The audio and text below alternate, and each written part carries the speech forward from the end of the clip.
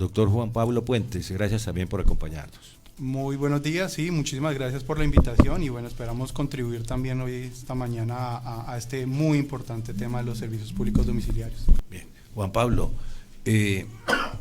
¿por qué es precaria la acción de los organismos de control frente a las quejas, las denuncias por abusos en los servicios públicos? Bueno, Jorge, pues ahí, desafortunadamente acá en Colombia, no solamente en el campo de los servicios públicos, sino prácticamente casi que todos los organismos de control, su accionar es bastante deficiente, por decirlo en los mejores términos, por diferentes razones, temas de ineficiencias, pero también incluso corrupción, etcétera. Pero más allá, digamos, del papel de los organismos de control, acá hay unos problemas estructurales, que por más que, digamos, haya unos organismos de control eficientes, pues difícilmente se va a poder solucionar la problemática de fondo si estructuralmente el sistema no cambia, porque el sistema está elaborado a partir de la... bueno, como ya mencionaba, la Constitución, la Ley 142, 143, es con base o apuntada a hacerlos rentables. Ese es uno de los criterios, digamos, que tiene la normatividad actualmente vigente. Entonces, eso es una problemática porque entra en contraposición el tema de la rentabilidad del negocio con el tema del derecho, porque es que no se nos olvide que cuando estamos hablando de servicios públicos domiciliarios, estamos hablando son de derechos, ¿sí? Y en el caso de, por ejemplo, servicios tan básicos como el agua, eso tiene que ver incluso con derechos fundamentales como la vida, la salud. Una de las... me escapa el nombre técnico, pero como de las variables que se consideran en términos de salud pública es la calidad del agua. Entonces, digamos que si no se cambia el enfoque del sistema hacia un sistema de servicios públicos que no privilegie la rentabilidad, sino el acceso al derecho y el acceso además en calidad, porque si bien es cierto lo que mencionaba Carlos, digamos que en el Huila y en Neiva de pronto podemos tener unas coberturas importantes, cuando uno entra a ver temas de calidad, como mencionaba por ejemplo Javier, acá si bien no estamos de pronto tan mal como otras regiones, es bien sabido para todos los neivanos y neivanas los temas de los cortes de agua, cuando por ejemplo en estas temporadas de invierno y demás.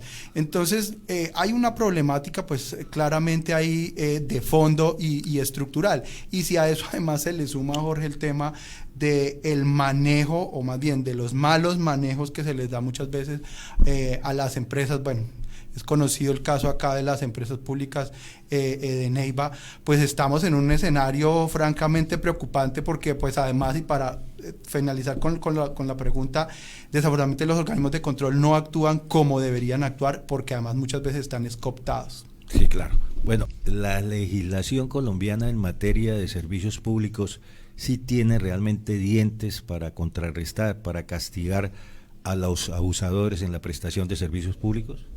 Pues Jorge, yo creo que eso, pues la respuesta acá iría como en el más o menos similar sentido de lo anterior,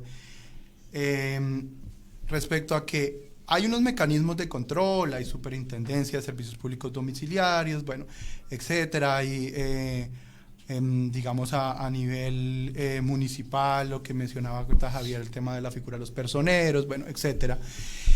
Y hay unos mecanismos, digamos, de ley, bueno, además dependiendo si en el sector público además la Procuraduría, bueno, Contraloría, etcétera. Entonces, hay unas herramientas, pero el problema, insisto, es que al final, si bien actualmente no funcionan como deberían funcionar, así funcionaran, digamos, muy eficientemente, de forma ideal, hay un problema estructural, porque la ley 142, cuando usted la estudia, la lee, se da cuenta que uno de los pilares es el tema de la rentabilidad. Y esto es así porque desde la propia Constitución se quiso que fuera el sector privado el que entrara al sector de los servicios públicos domiciliarios. Recordemos que antes de esta ley de la Constitución, gran parte, pues digamos que todos o prácticamente todos los servicios públicos domiciliarios los prestaba era el sector público, con muchas deficiencias, seguramente habían problemáticas, etcétera, pero eran temas que se podían resolver. Cuando entra el sector privado y que, pues como es normal en el sector privado, o sea, eso no es pecado, no está mal, ¿sí? Entra con un criterio de rentabilidad. El problema es que, como pasa similar, por ejemplo, en el caso de la salud, y como mencionaba antes, se empieza a contraponer el derecho sobre el tema de la rentabilidad, con una situación adicional, y es que hay ciertos sectores, por ejemplo, Carlos mencionaba, en la parte rural tenemos una muy baja cobertura. Eso responde, entre otras cosas, a que en las zonas rurales, la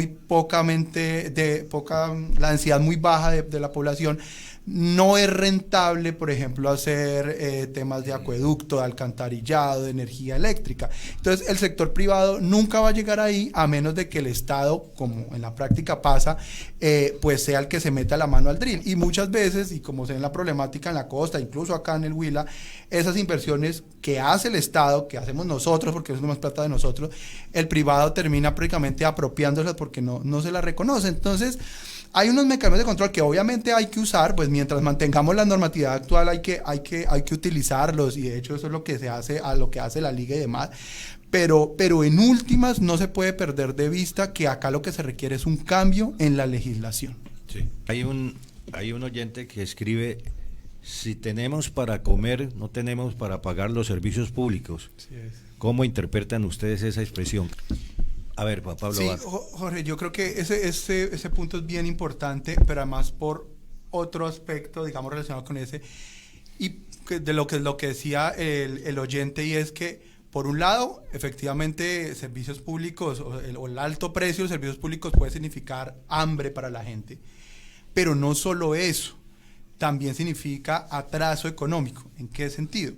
Es que Carlos tocaba un punto que es clave para este problema y prácticamente para todos los problemas de la sociedad colombiana, y es que sin crecimiento económico no se pueden resolver los problemas del país. O sea, en medio de la pobreza es muy berraco resolver problemas de salud, de servicios públicos, de vías, etcétera. Entonces acá les gusta mucho hablar a los gobiernos, tanto nacionales como departamental y municipal. El tema de la competitividad ha sido un mantra que lleva años: competitividad, competitividad, competitividad. Pero siempre se suele omitir que uno de los principales factores que nos hace menos competitivos es el costo de los servicios públicos. ¿Cuánto le vale al sector industrial la energía? O incluso a una heladería, a un restaurante. El agua. O el agua, pero digamos, menciono la energía porque en Neiva en concreto es de los más costosos. Sí. Entonces, acá no solamente es hambre, el alto precio de los servicios públicos, sino que es atraso. Entonces, el problema de los servicios públicos es un problema estructural que afecta a toda la sociedad, y si de verdad queremos ser más competitivos, aquí se necesitan tarifas que sean asequibles. Que cuando uno se pone a comparar, Jorge, los precios, por ejemplo, de la energía en otros países, en China y demás, entonces, pues hombre, Colombia tiene precios muy altos, y entonces dicen, no, es que acá somos muy ineficientes, es que ustedes se quiebran, no es por culpa de los TLC, por poner un caso concreto, sino porque ustedes son muy ineficientes. No, es que acá no hay forma de competir, el costo país por tema de servicios públicos, y bueno, el resto de arandelas, bueno, entre comillas, arandelas, vías y demás, es muy alto. Entonces, esto es un problema no solamente del ciudadano del barrio de a pie, que lo es también, sino de la economía en general, y pues que en última un menor crecimiento económico pues redunda en menos bienestar para la gente, porque es menos empleo. Entonces, ojo con esto, es muy importante. Y un llamado entonces ahí también, aprovechando que se mencionó el tema de los concejales, porque dentro de los organismos de control no hay que olvidar que, por ejemplo, en el caso concreto de Neiva, que tenemos las Ceibas, que es una empresa de carácter municipal, ¿dónde están los concejales para hacer control? Desafortunadamente, bueno, hay unas razones que ya han mencionado que no permiten eso, pero si de verdad, en vez de crear más comisiones y más cosas y competitividad y no sé qué, vamos a los problemas concretos del sector productivo. Y lo digo además porque lo conozco directamente, porque yo asesoro empresas y sé lo que esto significa para las empresas. Así es. ¿Qué opina usted? Sí, Jorge, mire, es que, bueno, uno, y retomando un poco lo que decía Carlos con el tema de la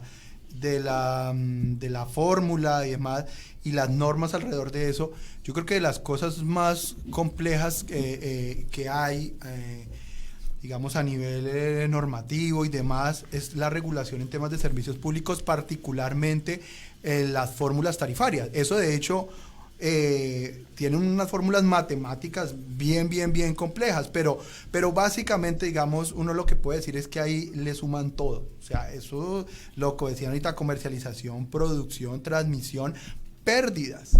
Es decir, en la tarifa le están asegurando que sus posibles ineficiencias, las pérdidas que puedan tener, se los trasladan todo, le aseguran eso a la empresa, que lo vende. Entonces, o sea, cuando ha visto, por ejemplo, usted que en un negocio, a usted, mejor dicho, le aseguren que por más ineficiente que sea, ahí le va a quedar incluido todo. Entonces, son fórmulas súper complejas que es difícil para el ciudadano de a pie desentrañar, y con las problemática o la situación adicional con lo que finalizaba Carlos, y es la afectación que eso tiene para el sector empresarial. Y yo reitero ese punto porque, mire, el sector industrial es algo que tanto necesitamos aquí en el Huila, porque además es motor del desarrollo y demás. Es muy difícil que salga adelante con unos costos tan altos de energía. Entonces, acá en el Huila además se presenta la paradoja, como usted mencionaba al principio, de que tenemos 2 hidroeléctricas y sin embargo estamos pagando tarifas altísimas de energía y no somos competitivos, entre otras cosas, por el tema de los costos de la energía. Entonces se debería trabajar es hacia eso. Y ahora, hasta el momento la electrificadora es pública, pero ahora para completar quieren iniciar un posible proceso de privatización para completar el tema. Entonces, esto es un problema de fondo que debería estar en la agenda pública todo el tiempo, porque es que es transversal, reitero, es un problema desde los empresarios hasta el ciudadano de a pie del barrio. Claro. Yo complemento ahí, Jorge, perdón, lo de esta tarde. Esta tarde se va a tener dos espacios, digamos, 2 eventos, los 2 en la Cámara de Comercio, en el Salón Mercurio, el 3er piso de la Cámara de Comercio.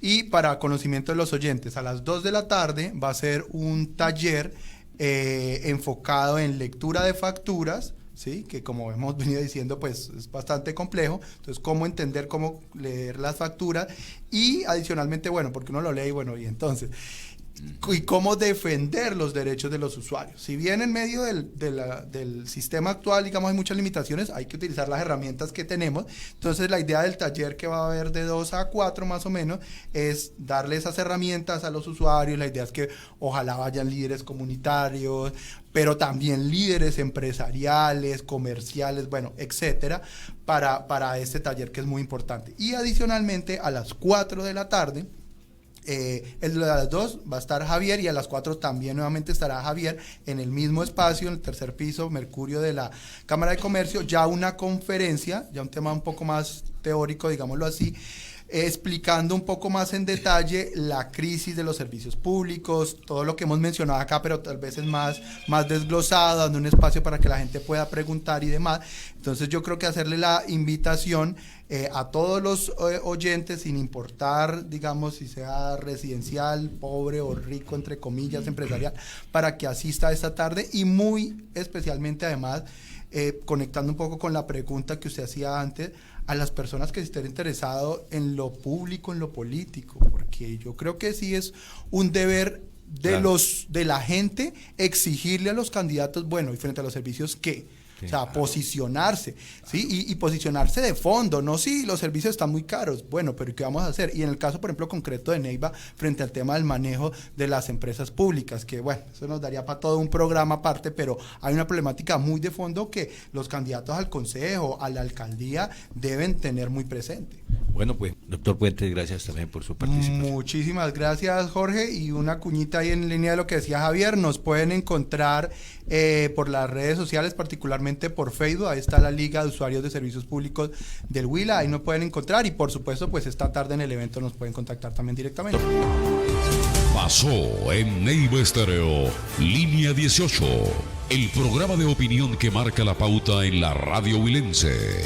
Línea 18, director Jorge Parga Vanegas.